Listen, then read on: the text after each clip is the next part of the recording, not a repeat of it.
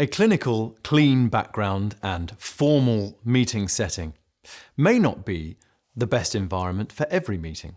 If you are setting up an informal meeting, one that maybe requires building rapport with your participants and stakeholders, injecting a bit more personality into the meeting, then it might be worth considering changing the environment that you're in to one that is less formal and shows you potentially in a more relaxed environment, allowing you to share a bit of your personality with the people on the other end of the meeting.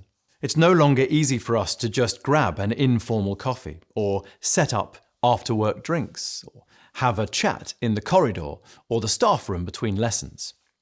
So it may help to set up a more informal space, a space that maybe shares some personality and makes the participants you're communicating with feel more relaxed so you can have a more personal conversation.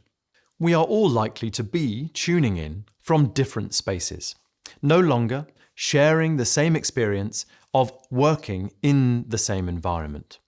So, do the work of closing the gap between you and everybody else. Share some information about the environment that you're in, or some anecdotes about the environment, things that maybe they can't see in the camera.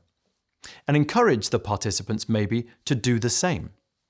This may help to enable people to see where you are more vividly, and also remind everybody that we are three-dimensional beings, not flat, two-dimensional video images. Try leading with conversation rather than just cutting to the factual information. It can be too tempting to just cut straight to the detail that you want to put across, rather than nurturing those informal conversations beforehand. No longer are we able to have those informal chats, grabbing a coffee before moving to the next class or meeting.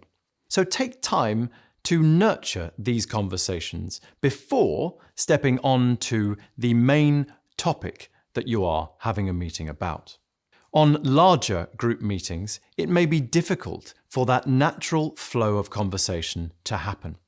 It may be difficult for people to know when to respond or when they maybe have time to chime in. So make sure that you are maybe creating smaller meetings to have these informal, more personable conversations. And if that's not possible, set up an informal talking point and use breakout room functions on video calls to allow people to have a more personable, relaxed flow of conversation. One extra thing to consider is making sure that you leave gaps for people to respond. Don't be tempted to fill that awkward silence with extra information, potentially quashing that signifier for people to respond, giving their information to you.